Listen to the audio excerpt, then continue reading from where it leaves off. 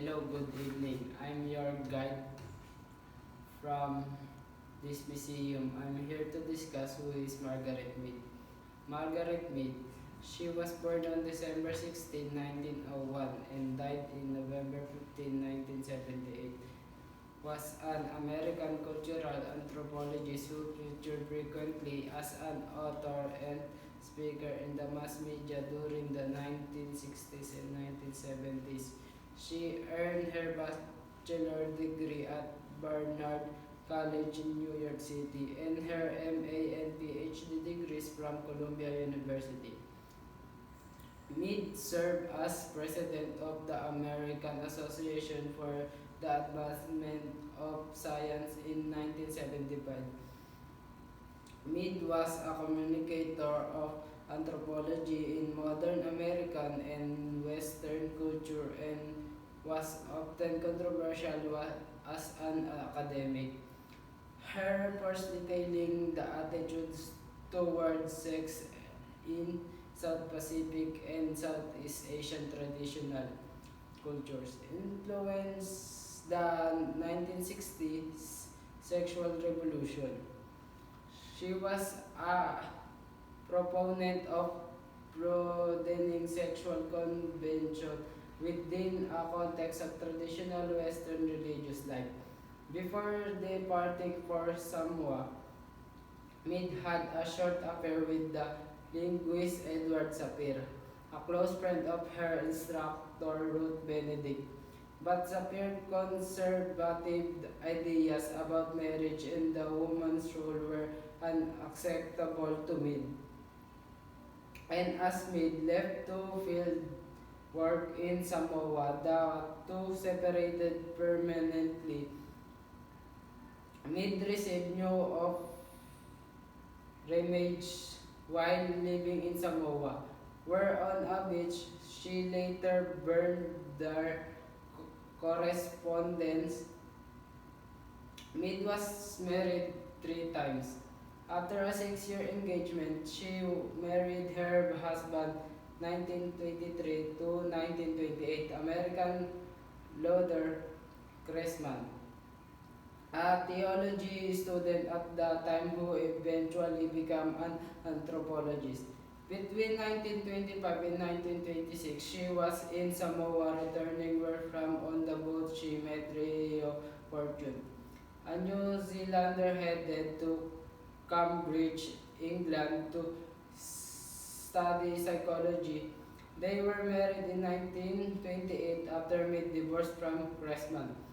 Mead dismissively, dismissively characterizing her union with her first husband as my student marriage. In her 1972 autobiography, Blackberry Winter, a sobriquet with which Cressman took vigorous issue. Mid Mead's third and longest lasting marriage, 1936 to 1950, was to the British anthropologist Gregory Bateson, with whom she had a daughter, Mary Catherine Bateson, who would also become an anthropologist.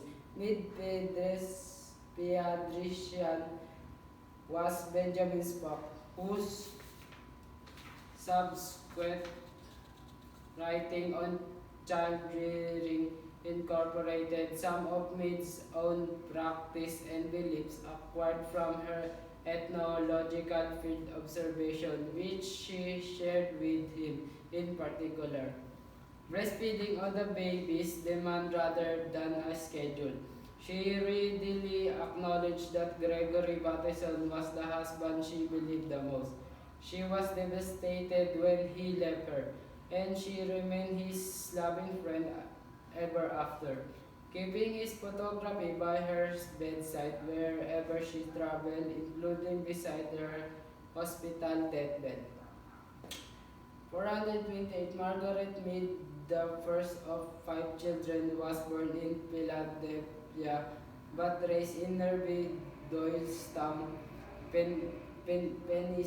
Pennsylvania. Her father, Edward Sherwood Mead, was a professor of fiance at the Wharton School of the University of Pennsylvania, and her mother, Emily Mead, was psychologist who studied Italian immigrants. Her sister, Catherine, died at the age of 9 months. This was traumatic event for Mead, who had named the girl, and thoughts of her lost sister permeated her daydreams for many years. Her family moved frequently, so her early education was directed by her grandmother until at age 11. She was enrolled by her family at Buckingham Friends School in Alaska, Pennsylvania. Her family owned the Longland Farm from 1912 to 1926. Born into a family of various religious outlooks, she searched for a form of religion that gave an expression of the faith that she had been formally acquainted with Christianity. In doing so, she found the rituals of the Episcopal Church to fit the expression of the religion she was seeking mid-study 1 year 1919 at DePaul University. Then transferred to Barnard College where she found anthropology mired in the stupid underbrush of 19th century arguments. Mead earned her bachelor degree from Barnard in 1923, then began studying with Professor Franz Boas and Ruth Benedict at Columbia University. Earning her master's degree in 1924, Mead set out in 1925 to do fieldwork in Samoa. In 1926, she joined the American Museum of Natural History, New York City as assistant curator. She received her PhD from Columbia University in 1928. And that's for all today. I hope you learned something from Margaret Mead and thank you for listening. Goodbye.